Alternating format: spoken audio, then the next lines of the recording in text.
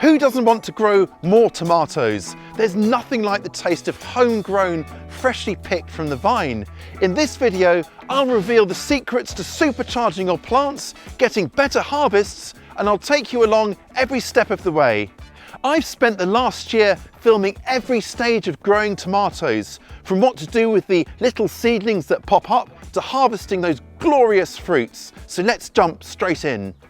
And it all starts with sowing, of course, and the best time to do that is 6 to 8 weeks before your last frost date. That way they will remain a manageable size right up until it's time to plant. Now, this warm season crop won't tolerate the cold and certainly not frost, so we're going to have to start them off indoors where it's nice and cosy. This year I'm going to sow 3 types to grow both in the greenhouse here and outside. So I've got a cherry type for snacking and salads, paste tomatoes with lots of lovely fine tasting flesh for sauce making, and a great big beef tomato for weighty fruits that'll look the business sliced up on the plate, perhaps with a little mozzarella and some basil. Just delicious. Now I'm just going to use an ordinary all-purpose or multi-purpose potting mix, which I've sieved there or screened to remove any kind of lumps. Pop it in the pot and then lightly press it down to get it nice and level. And now to sow. Now the seeds are big enough that I can handle them individually and sow them across the top without them touching. So just get about an inch or a couple of centimetres between each seed like that. And that way I'm giving them plenty of space to grow before I move them on. And there we have it. And then just cover them over with the tiniest bit more of our potting mix like that. And I'll get them labelled and watered. Do you know what? Sowing like this really gets my heart racing.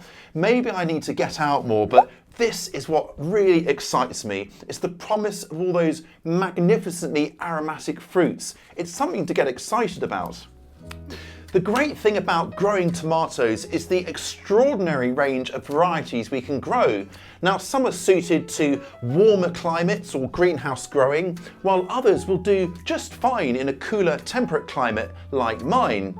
And then there's a decision to make on whether to grow vining or indeterminate types of tomato, or sturdier bush or determinate varieties. And more on all that in a bit. With the growing season still ahead of us to look forward to, there's plenty of time to research what will do best in your situation and intended use. I find that tomatoes germinate a lot quicker than peppers, to which they are closely related. Both need it nice and warm to get going. Something in the region of about 70 Fahrenheit or 21 Celsius is ideal. So for me, I'll be germinating these guys indoors where it's a little bit warmer. To coax things along a bit, you could just put them into a little tray like this with a humidity dome to create a nice kind of steamy, warm environment. But really, if you've just got 1 or 2 pots, then I find it easier simply to put a clear bit of plastic over the top, secure it in place, and then pop this onto a warm and sunny windowsill to germinate. Now, if you can get a little bit of bottom heat under them, then all the better. But really, that's not essential. Any sunny, warm windowsill will do just fine. Once the seedlings are up, keep them in a warm, bright position to grow on. Earlier in the season in late winter, that might mean putting your seedlings under grow lights, but as spring progresses, any bright windowsill will do. That's great for about a week or so, but as they get a little bit bigger, try to move them somewhere that gets more even light from all sides. It'll stop the seedlings leaning to one side, though you can always rotate the pots to keep the seedlings growing more straight. But for me, that means moving my little tomato seedlings out here as soon as possible once it's warm and safe to do so. So I've just made some sowings and I've got these guys here that we're going to plant out shortly. I want to show you the next stage though of what to do with the seedlings. I haven't got any that I've sown, but these guys have cropped up here, popped up from last year. They're volunteer tomatoes that have just come where the tomatoes have sown. So, well, these will do just the job to demonstrate with. Now, I could actually use these. These are of a cherry variety and, well, they'd be just as strong and good as the ones I've sown. So let me show you. So I've got the seedlings out and then I just carefully, really carefully kind of tease them apart like that. And look at that. There's the actual old tomato skin on the bottom. Anyway, then I'm using a little stick or chopstick or whatever to make a hole, then always handle the seedling by its leaf, never the delicate stem, and then just pop it in and go right up to the lowest leaves like that. Now I've got my pots already pre-filled with potting mix. That means that there's no delay in getting the seedlings into their new homes. There's no risk of them drying out or whatever. And I like to transfer my seedlings like this as soon as possible while they're still very small, as you can see here. They're pretty good at just being transferred while they're young. There's no advantage to letting them get bigger because as they're smaller, they're easier to get into the holes. Now I'm setting these seedlings quite a bit lower, as I said, right up to the lowest leaves. And that's because tomatoes have an amazing ability to produce new roots right the way up the length of their stem. And so by setting them a little bit lower, you're going to get more roots, which will create a stockier, sturdier plant. It also means if you've got really lanky seedlings, you can kind of correct it by setting them lower and getting them back on track. Tomato seedlings are very forgiving like that. Come on, darling, this way. Good girl. There we are. They're all pricked out or transferred into their own pots. The last thing to do is give them a bit of a drink. Now, don't worry, they might look a bit bedraggled, but they'll soon perk up. Now, these can be kept anywhere sheltered from the cold, so a greenhouse, cold frame, plant house, even outdoors in a warm and sheltered spot, so long as they're brought indoors on chilly nights. But now at this time of year, for me, they're absolutely fine out here. I find that tomatoes are surprisingly resilient and will put up with a little bit of chill, but don't push your luck. You definitely don't want them to get frosted. And here are some that I transplanted into their own pots about sort of 4 to 6 weeks ago. And you can see they're coming along really nicely.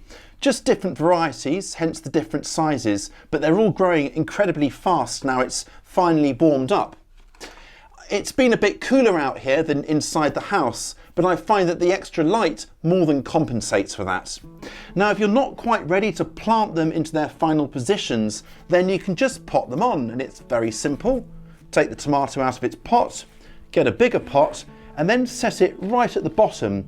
Now, remember I said that they produce roots all the way along the stem. Well, you can set them again quite deep like this. Just nick off these little seedling leaves. And that'll just help us to create that stockier, sturdier plant. And you can do this at every stage of the potting on or planting out process. Just set your tomatoes nice and deep. However, the rest of them are good to plant, so let's get on and do that now. If you are planting your tomatoes outside, then you'll need to harden them off before planting. That just means getting them used to acclimatizing them to the outdoor conditions. They hate being in a cold, chilly draft, and we need to get them toughened up, ready for the big outdoors. Now, the way to do that is simply on a mild day like today, bring them outside, leave them outside for as long as it's mild, and then bring them inside at night. And then the next day, leave them out for a little bit longer, and so on over the course of around a week. These guys here are going to stay in the greenhouse, so there's no hardening off necessary. And I'm going to be planting 3 types today. I've got a cherry tomato, a paste or plum tomato for sauces, and then a really good general tomato for slicing that's also really blight resistant. Let me show you how I'm going to grow them though. I'm going to plant them into the greenhouse beds here, and I'm going to use this simple string supports here, which I've tied onto a horizontal wire up here. Now this is really, really tough stuff, and that's important because it's got to support the weight of our tomatoes. Now at this point, I should probably explain the difference between indeterminate or vining tomatoes and bush or determinate tomatoes. All of the tomatoes I'm going to grow in the greenhouse are indeterminate or vining tomatoes. That means they don't grow to a predetermined height. They just carry on growing up and up until cold weather ends play later on in the autumn. Now, because they keep on growing, they keep on flowering and producing fruits in a more continuous and steady flow. So you'll always have something to pick once they get started. Now, they do need good supports. In the wild, they just kind of trail along the ground, but by growing them up supports, we'll get a much better crop. I'm going to plant my tomatoes about 45 centimetres or 18 inches apart, and I'm just going to dig a nice hole for them here, pop it out, and then I'm going to thread the string underneath the root ball, so that's going to get planted as well. There we go, that just secures it in place. Pop that in, and then remember to feed it in so we're burying some of the stem as well, so we get another chance of creating that really strong plant. Now, you might notice I've got some salad leaves in front here. They won't interfere, they'll grow nice and low. They're only going to be in here for another kind of 6 weeks or so, and this will grow up, so they're not going to get in each other's way. Now, I should tell you how I prepared the soil here. I just added some really well rotted manure, in fact, at the end of winter. Just dumped it on and spread it out to about an inch and a half or 3 to 5 centimetres deep. And then that's done the job. Now, if you haven't had a chance to spread organic matter yet onto your soil, don't worry, just get it on now and just make sure it's well rotted. Garden compost would be ideal, and that'll just give a really good strong basis to start fueling that growth. Now, I've also had really great fun growing tomatoes in straw bales. It was like alchemy, transforming a crispy dry bale into the perfect raised bed, and that had all sorts of fruiting crops in it.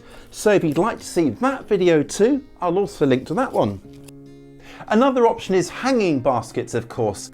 Now, they dry out really quickly, so you'll need to watch them really carefully. You can mix in water retaining gel to hang on to moisture for longer, or pop a saucer into the bottom of the basket to help trap some of that excess water. However, if you're in a very hot, dry or windy climate, they may be more effort than they're worth, and you may want to avoid them.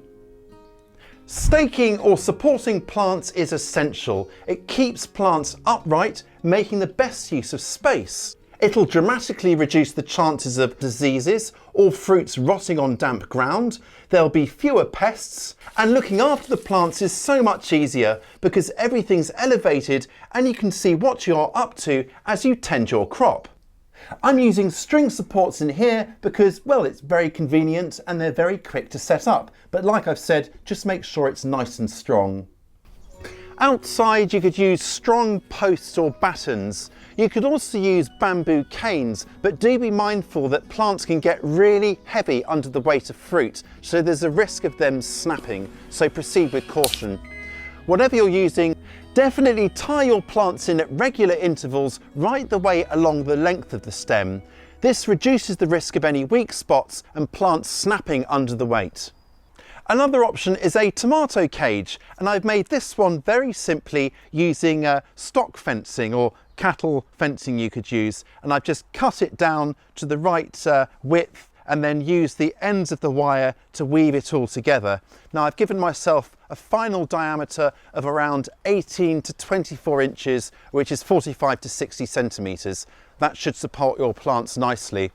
And then to help pin it to the ground, I've weaved in these lovely uprights of hazel, just woven them in and out, and then got them protruding at the ground, so I'll stab these into the ground once we're done. But first, we need to plant. And for that, I'm going to use an outdoor tomato that also happens to be blight resistant. And that's really important because my tomatoes always get clobbered with blight out here. So this way I'll get something even when it does strike. But before I plant, come here, I've got something pretty interesting to show you. What we've got here are grafted plants. You can see that the bottom is different from the top. Well, the bottom is a really vigorous rootstock. It confers a lot of energy and growth and vim to the variety which has been joined onto it. We've essentially got two plants in one. I've got a really strong, powerful plant here. It's kind of like the high-performance supercar of the plant world. I'm not into my fast cars, but I am into my fast plants. They're a little bit more expensive, but the extra energy you'll get and the bigger harvest makes it well worth it. Tomato cages are perfect for growing determinate or bush tomatoes, and these types of tomatoes are ideal for those people just starting out. Now, unlike indeterminate tomatoes, determinate ones have a predetermined height that they grow to, hence the name. Now, because of that, they make much more compact plants and are a lot easier to look after. They grow to a height of maybe 3 foot maximum, which is about 1 metre, so kind of waist height. And that means they need less in the way of support. Because they grow to a predetermined height, they naturally bush out, so they don't need any pruning. You just plant them and leave them to do their thing. This makes them more manageable and ideal for gardeners with a limited space. Determinate plants also tend to produce their fruits in more of a concentrated period all at once. This is great if you want a sudden glut of fruits that you can then process in a batch, for example, to make sauces. I should just add that with these grafted plants here, I'm taking great care not to cover the union where they're joined, otherwise the variety might root and then that will override the rootstock, and we don't want that. I reckon these tomato cages don't look too bad actually, and you can buy these of course, but this is a lot cheaper and you know, a fraction of the price, and they do the job just as well. Now it will work really well because it'll hem the plant in as it grows, so if it did flop to one side then it's nicely supported here by the walls of our cage. There we are. With their demand for a warm, sunny position and well-drained soil met, you can bet your bottom tomato that they'll soon rapidly grow. Now, from experience, I can find that recent transplants can sometimes sulk. The leaves may roll up and the leaves can even turn purple in colour when it's a little bit chilly. But as soon as it's a little bit balmier, well, they'll be off. Recently planted tomatoes, you need a really thorough soaking to settle them in. Then as they start to grow on, well, it's important to keep them well watered. What we're aiming for here is consistency. So when it starts to get dry, just stick a finger into the soil 1 inch or 2 deep and check how moist it is. If it's dry, give it a really good soaking. Don't just wet the surface, really puddle it in so the water gets down nice and deep. Once plants begin to flower, I will start feeding them with an organic liquid tomato feed, applied according to the instructions, and I'll water it at the base of the plant to avoid wetting the leaves. So these are my indeterminate or vining tomatoes, and we're only a couple of weeks into summer, and look, they've already put on so much growth, working their way up their strings, but they now need a little bit of attention. The first thing we need to do is just ravel these around the string so they hug it nice and tightly to help them stay upright. Just weave them around like this, and that's it, job done. So I'm just weaving in one direction, this is clockwise, and the idea is that it kind of sits in the string and then it holds it up. Now obviously, if I'm growing tomatoes against a cane or a stake, then use some sort of ties, so raffia, some old bits of shirt cut into strips for example, or just some twine, and tie them in at regular intervals. Now I'll just need to keep on coming back and just twining them together like this every kind of week or so as they grow up. Now what about pruning? It can feel like a very complicated subject, but really it is very simple. So let me show you how I do that. The first job is to remove any side shoots or suckers, they're also called. And these form in between the main stem here and the leaf that comes off in the axils, kind of like the armpits of the tomato, if you like. So just remove them by just picking them off between your finger and thumb like that. Couldn't be easier. And there's another one there to remove here. And just go through every couple of days and just pinch off any you find. You see there, main stem, leaf, and that's growing in the side, come out like that. It's worth side shooting every few days because if you miss them, they can get really big like this. And when they get to this size, it's a little bit risky pinching them off. So just use a sharp knife or some scissors or pruners just to cut it away like this so you're not damaging the stem potentially. Removing side shoots or suckers keeps vining tomatoes neat and tidy, and because you're removing excess foliage, it will also improve airflow, which will help to reduce the risk of diseases, and more on that shortly. Now, if you're in a really warm climate, then you're probably growing your tomatoes outside, and they'll put on such good growth that you may not find this side shooting at all necessary. They'll fruit well without doing that. Determinate or bush tomatoes need little to no pruning because they grow to a set predetermined size. Now, these guys will flower and then produce their fruits all at once, effectively stopping them growing and reducing the need for removing any more foliage, and all that foliage will power that fruit production. These guys essentially prune themselves because once they've started fruiting, they'll stop growing. The only other thing I like to do for both determinate and indeterminate tomatoes is to remove the lowest leaves closest to the soil. Now, that's because I don't want the soil splashing back up onto the leaves when I come to water them. That, with all the congestion down there, could be a recipe for disease. By removing the lowest leaves, I'm going to have a nice clear stem here, which will help to improve that all-important airflow. Once your tomatoes reach the top of your supports, you need to pinch out the very top of the growth like that. Now, what this will do is concentrate all of the plant's energy into ripening the fruits that it is already forming there. And it also stops it getting too top heavy and kind of snapping under the weight potentially. However your tomatoes are growing, make sure that if you haven't pinched them out, you do so at least 1 month before your expected first frost date to give plants enough time to finish ripening the fruits. Tomatoes are technically self-pollinating, which is great news when there are fewer bees about because you're growing them in a greenhouse or tunnel. However, the pollination rate really improves with the presence of bumblebees, so do all you can to encourage them in. For example, leaving doors and windows nice and open and planting other cheering flowers to attract them in, like French marigolds, which are the perfect companion to tomatoes because these guys also attract in pest predators. Opening windows and doors will also help to moderate temperatures on really hot days, and very hot temperatures can be another reason behind poor pollination. If you're in a really hot climate, then greenhouse shading will certainly help, as will keeping your plants beautifully watered and mulching them too to lock in that moisture. One of the easiest ways to ensure better pollination is to mimic the low rumblings of the bumblebee, and a simple way to do that is just to twang on your string supports like this, and that'll kind of vibrate the flowers to loosen the pollen and ensure that pollination. If you have bamboo canes, and just tippity tap those instead, or if you're really keen, use an electric toothbrush. Just kind of turn it on and rest it on the back of trusses of flowers like that. And that will really vibrate those flowers like a bumblebee would to loosen the pollen and get that pollination that we're after. And there's more on this on our video on tomato pollination, linked below. By the way, do head over to our website to download a free abridged version of the GrowVeg book.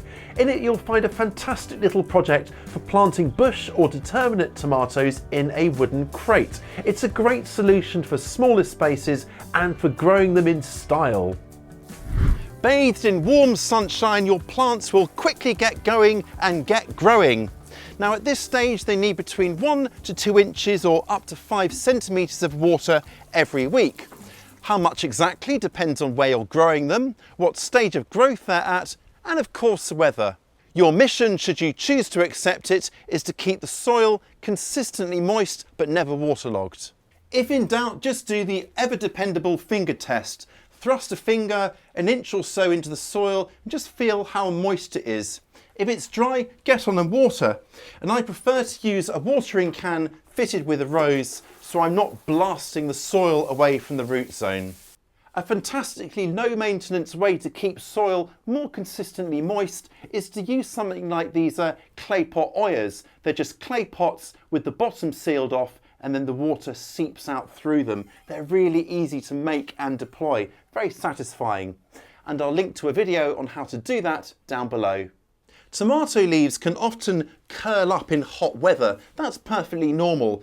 But if they're wilted early in the morning after the cool of the night, well, it's a good sign that your plants probably need a good water. Now, the important thing is to aim for consistency to ensure steady growth isn't stalled.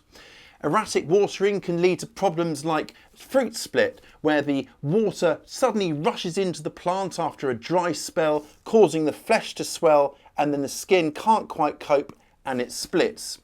And inconsistent watering can also encourage blossom end rot, and we don't want that. I like to mulch around plants to conserve moisture and create a steadier, more predictable environment at the root zone. This also helps to suppress weeds while stopping soil from splashing back up onto the lowest leaves, which can up the risk of disease.